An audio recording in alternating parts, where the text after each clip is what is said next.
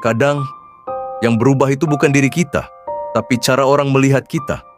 Dulu, semua yang kita lakukan terasa benar di mata mereka.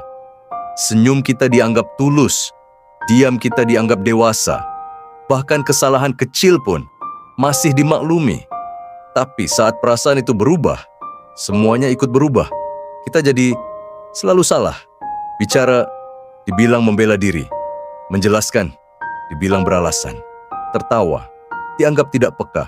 Bahkan, saat kita memilih diam, itu pun tetap salah. Seolah tidak ada lagi ruang untuk kita menjadi benar. Padahal, kita tidak berubah. Kita masih orang yang sama, dengan niat yang mungkin tetap baik. Tapi, ketika hati seseorang sudah menjauh, cara mereka melihat kita juga ikut menjauh dari kenyataan.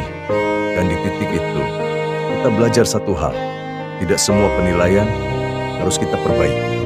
Karena pada akhirnya, kita tidak bisa mengendalikan bagaimana orang melihat kita. Yang bisa kita jaga hanyalah diri kita sendiri.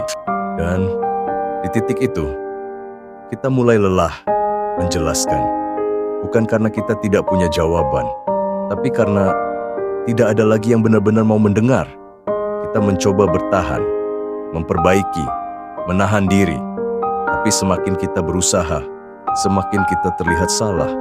Sampai akhirnya kita sadar satu hal yang pahit, bahwa kita tidak sedang berhadapan dengan kesalahpahaman, tapi dengan perasaan yang sudah berubah. Dan perasaan yang sudah berubah tidak bisa dipaksa kembali dengan penjelasan apapun. Di sana kita berhenti, bukan menyerah, tapi memilih untuk tidak lagi memaksa. Kita mulai diam, bukan karena kalah, tapi karena akhirnya mengerti.